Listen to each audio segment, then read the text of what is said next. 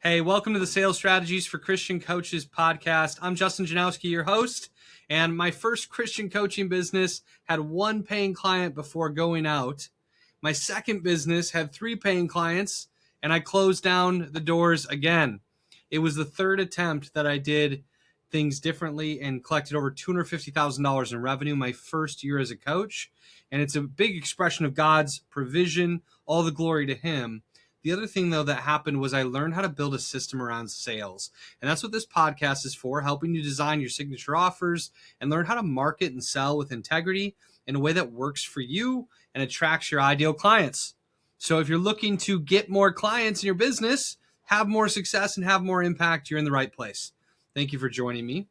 Today, I want to talk about something that's important to me. It's near and dear to my heart, which is building a business that feels like you. There's a lot of pressures in the marketplace to do things in ways that don't feel like you, that don't feel authentic to you. And there's specifically pressures from 2 common areas. One is experts who tell you how to build your business and oftentimes tell you to do it in a way that doesn't feel like you. And the other pressure comes from potential clients, actual clients, and or what we perceive our clients might think or want, whether it's true and in reality or made up in our own minds. And what I want to talk about is building a business like you, that feels like you, because I want to remind you something that I've said before, which is that you're the only person who's going to be in your program forever. This is your business. God has called you to it. Clients are going to come and go. Mentors and coaches are going to come and go. And you are always going to be there. And if you build a business for someone else in someone else's way, and it just doesn't work for you, it's not in alignment, people are going to feel the inauthenticity.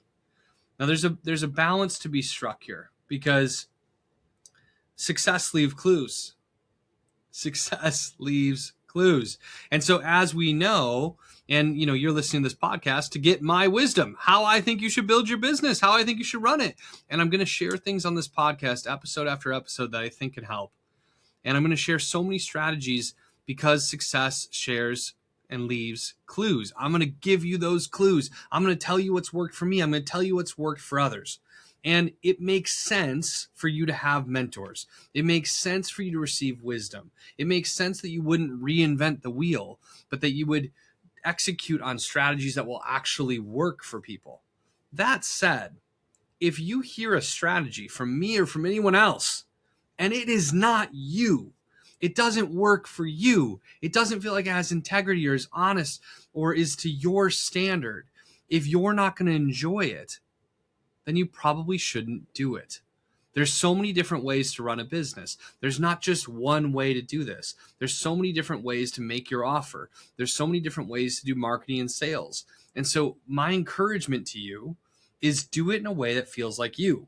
Now, there's a difference between being challenged by a strategy and being a little bit scared because you haven't done it before, or because it makes you nervous, or because it's outside your comfort zone, and recognizing that something's actually not for you.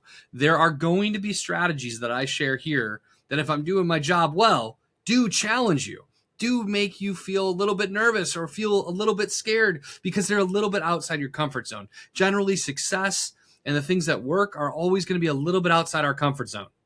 So I don't want you to have permission to say, well, I'm just not going to do sales. I'm just going to keep posting on social media and see if anybody buys, because at some point you're going to have to confront sales and you're going to have to actually tackle that challenge, and you're going to have to learn how to do it. And so getting outside your comfort zone, being challenged, this is good. Sometimes doing it scared is good, but there are other strategies, other things that I or somebody else might recommend or tell you to do that you just know deep down is not for you. And I want to give you permission to say no to the guru's strategy. Say no to the mentor, the leader, or the coach if it's not for you. Because it's not their business, it's yours. And you're not theirs, you're God's. And so you have to find your way while receiving wisdom. Get coaches, get mentors. I believe in that so much. My first 2 businesses failed because I tried to do it by myself. Once I got some mentors and learned how to build a business, I had tremendous success. Even then, though, as those mentors showed me their way, I molded it to my way. And I took my integrity, my values, my faith, and inserted it into some of their strategies. And then I got repetitions and I ideated and I built something that was mine, that felt like me, and I did it my way, which felt like God's way for me. That's critically important.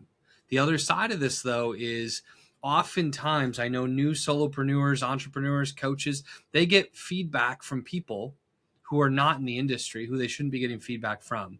Their spouse tells them that something's priced too high or too low. Their spouse tells them that that strategy won't work. Or maybe it's their friend or their mom. And I see people get psyched out all the time by feedback from family and friends who have no knowledge of what it takes to build a successful coaching business.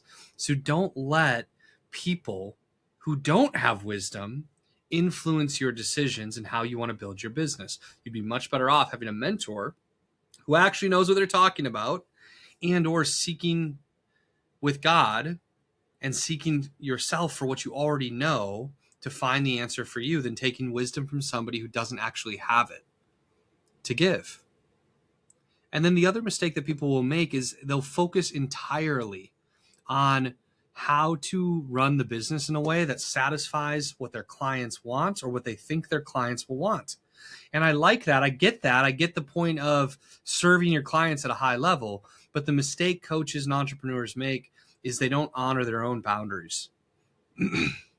They also don't recognize at times that they know what their client needs, occasionally a little bit more than their client knows. And so there are times that clients are going to maybe give feedback, and we take one person's feedback and we generalize it to everybody, even though it's not true. It was just that one person's thought. Or we compromise our own lifestyle. We compromise our own family to meet the needs of a certain client. And I get that the generous heart is behind that. The truth is, though, we can't pour from an empty cup. And so, again, those clients are going to come and go. You're going to be running your business forever. You have to do it in a way that feels good for you. You can write this down if you're taking notes. If you listen to the podcast or been in my programs, you've heard me say it before: win-win or no deal. Your offers, your program, your business, your design, your price, all of it has to be a win for your clients, and it has to be a win for you. If you can't find a win for both, don't do it. The important side here that I'm standing for, though, is your side in saying that if it's not a win for you, it's not designed right. Don't design a business or price your offers in such a way that you're going to resent your clients, that you're going to get burnt out or overwhelmed and not be able to continue to run that business. Design something that's going to work for you even when you're wildly successful. That's going to be fun for you as it grows, so that you can continue to have the energy to serve and fulfill the impact and the mission that God has called you to. I hope these reminders are helpful. God bless you. I hope you have an amazing week. I'm cheering for you and your business. If you've got a question for me, or you've got feedback, or you have an idea of what you'd like to hear me talk about on the podcast, if you just want to connect with me in any way, send me an email. Email me at justin@faith2influence.com. justin@faith2influence.com. I'd love to hear from you. I'd love to hear your question. I'd love to hear your feedback. I'd love to hear your topic idea. I'd love to connect. You can also connect with me online. You can find me on Facebook and Instagram and LinkedIn, Justin Janowski, and send me direct messages in those places. I'd be happy to chat with you and get to know you. God bless you on the journey. I'll talk to you more soon.